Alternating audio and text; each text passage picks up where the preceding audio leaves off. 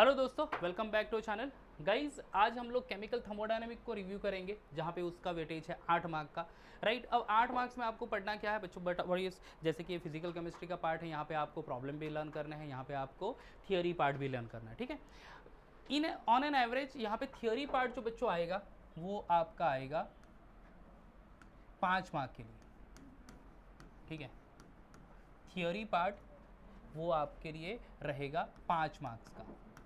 ठीक है, and then problems वहाँ के आपको मिल जाएंगे 3 मार्क के लिए। ठीक है, तो इसमें शायद से प्लस और माइनस 1 मार्क आप ले सकते हैं, बट मोस्ट प्रोबेबली 5 और 3 इस तरह से ये डिवाइड किया जाएगा कि 8 मार्क का चैप्टर दोस्तों एक one of the bigger chapter है एक्चुअली फिजिकल केमिस्ट्री में। ठीक है, ओके, अब थियोरी में एग्जैक्टली क्या है, यहाँ पे डेरिवेशंस भी बहुत सारे हैं बच्चों। ठीक है, तो आपको डेरिवेशन के ऊपर फोकस करना है। कौन सा डेरिवेशन है, देखो डेरिवेशन है W is equal to minus P E X T into delta V. ये डेरिवेशन एक छोटा सा डेरिवेशन है, 3 स्टेप में डेरिवेशन खत्म हो जाएगा। डब्ल्यू मैक्स वाला एक डेरिवेशन है, that is W max is equal to minus 2.303 NRT log to the base 10 of V2 upon V1 या फिर P1 अपॉन P2। ओके, ये आपको वहाँ पे एक डेरिवेशन मिलेगा। एक है एंथैल्पी से related, enthalpy and entropy, delta H is equal to delta U plus P into delta V. ये एक डेरिवेशन आपको मिल जाएगा, ये आपको डिराइव करने के लिए ज़्यादातर पूछते हैं। ठीक है, इससे साथ साथ एक और है relationship between delta H and delta U for a gas phase reaction. तो delta H is equal to delta U plus delta N G R T. ये 2 से 3 बार रिसेंटली पूछ लिए हैं, तो ये एक डेरिवेशन बहुत बहुत ज़्यादा इंपॉर्टेंट। देन आफ्टर एक और डेरिवेशन है, that is work done in chemical reaction, W is equal to minus delta N G R T. ठीक है, this is the important part. उसके बाद फिर डेरिवेशन तो नहीं, बट एक फॉर्मूला है that is related with the गिव्स energy, delta G is equal to delta H plus T into delta S. That is the relationship between delta S यानी entropy and the गिव्स energy.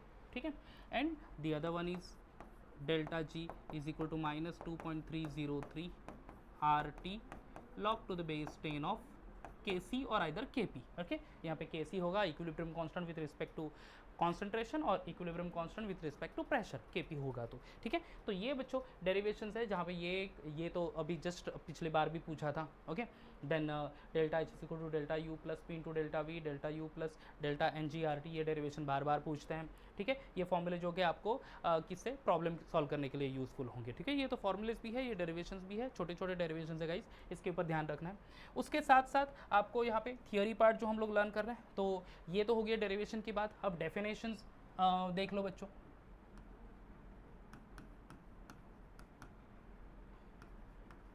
Define the term, जैसे कि extensive property,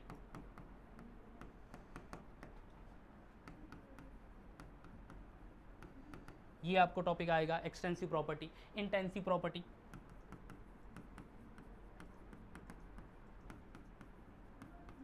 ठीक है, ये बार बार पूछा गया ये क्वेश्चन है, एक्सटेंसिव प्रॉपर्टी, इंटेंसिव प्रॉपर्टी। ठीक है, then after extensive intensive properties के बाद से डिफाइन भी कह सकते हैं, या फिर आप then statement of first law of thermodynamics, define तो नहीं बट से स्टेटमेंट, हाँ डेफिनेशन लिख लेता हूँ। तो बॉन्ड एंथैल्पी की डेफिनेशन एक इंपॉर्टेंट है, bond enthalpy is one of the important part. और उसके साथ you know the different types of enthalpies, या मैं एंथैल्पी सिंपली लिख लेता हूँ, जहाँ पे आपको एंथैल्पीज़ ऑफ डिफरेंट प्रोसेसेस आपको दिखेगी, यानी enthalpy of sublimation, enthalpy of vaporisation, enthalpy of atomisation, enthalpy of ionisation, enthalpy of solution. ठीक है, देन एंथैल्पी ऑफ सब्लिमेशन तो हो गया, enthalpy of combustion, enthalpy of formation. So different types of enthalpies है guys, तो उनकी definition है, एक कॉमन डेफिनेशन है, सिर्फ आपको एक एक वर्ड चेंज करना है। तो वो definition extensive intensive property number of time पूछा है बच्चों, तो ये आपको फोकस करना है, ये डेफिनेशन बेसिस हो गया। उसके साथ साथ थियरी टॉपिक में आपको या रखना है हेज लॉ।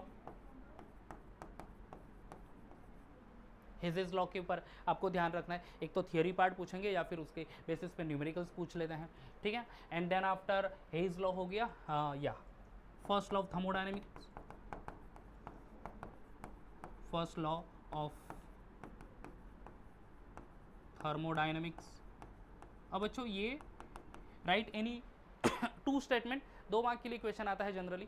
एक तो स्टेटमेंट पूछता है, 2 स्टेटमेंट, या फिर कभी कभार एक स्टेटमेंट और उसका मैथमेटिकल एक्सप्रेशन है delta U is equal to Q plus W, ये, या फिर ये जो फर्स्ट लॉ ऑफ थर्मोडायनेमिक है, ये mathematical expression delta U is equal to Q plus W different processes के लिए, जैसे एडियाबेटिक प्रोसेस हो गया, आइसोबारिक प्रोसेस हो गया, आइसोकोरिक प्रोसेस हो गया, आइसोथर्मल प्रोसेस हो गया, ठीक है। तो ये सारे प्रोसेसेस के किस तरह से चेंज होता है वैल्यू, तो ये 3 टाइप में क्वेश्चन पूछेंगे। एक तो स्टेटमेंट सिंपली पूछ लेंगे, या फिर स्टेटमेंट प्लस इक्वेशन पूछेंगे, या फिर ये पर्टिकुलर इक्वेशन डिफरेंट प्रोसेसेस के लिए कैसे चेंज होगा। ओके, तो इस तरह से क्वेश्चन पूछा जाएगा, और ये नंबर ऑफ टाइम को ये भी क्वेश्चन पूछा गया है, 2-2 मार्क के लिए क्वेश्चन बनेगा। तो ये बच्चों इतना सा ये डेफिनेशंस, ये सारे डेरिवेशंस के लिए है। ओके, प्लस ये तो फॉर्मूलेज ही है, यहाँ पे ये लास्ट के तो डेरिवेशन कहीं नहीं सकते, ये सिर्फ डायरेक्टली फॉर्मूलेज गिवन, ठीक है। ये सारे डेफिनेशन पार्ट्स है, या फिर what are extensive property, explain extensive property with example, तो डेफिनेशन है ना, वो सारे टाइप, दोनों टाइप में वो इंक्लूड हो जाएंगे।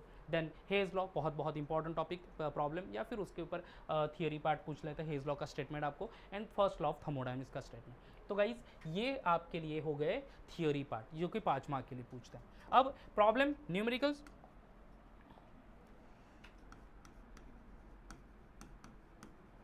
प्रॉब्लम्स आपको पूछेंगे बच्चों यहाँ पे 3 मार्क के लिए। प्रॉब्लम के लिए कौन कौन सी इक्वेशन है, तो पहला तो एंथैल्पी से related delta H is equal to summation of delta H naught, कह सकते हैं आप, summation of delta H naught of product minus summation of delta H naught of reactant, ये एंथैल्पी से रिलेटेड क्वेश्चन, ठीक है। Bond enthalpy delta H naught is equal to summation of delta H naught of reactant bond, ठीक है बच्चों, ये थोड़ा सा अलग है, reactant bond minus sum of delta H naught of product bond, ठीक है। ये बॉन्ड एंथैल्पी से रिलेटेड फॉर्मूला है, ठीक है। This is simply enthalpy of reaction, enthalpy of combustion, enthalpy of reaction, enthalpy of formation के लिए ऊपर वाला फॉर्मूला, ये बॉन्ड एंथैल्पी के लिए फॉर्मूला। हेज लॉ के लिए कोई स्पेसिफिक फॉर्मूला है नहीं,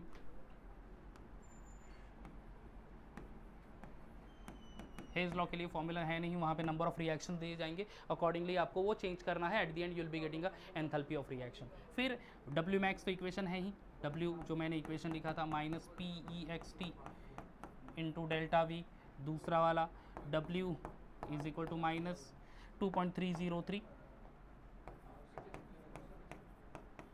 nRT log to the base 10 of V2 by V1 या फिर P1 by P2, right. And then आपको मिल जाएगा W is equal to minus delta NGRT, ये एक फॉर्मूला है।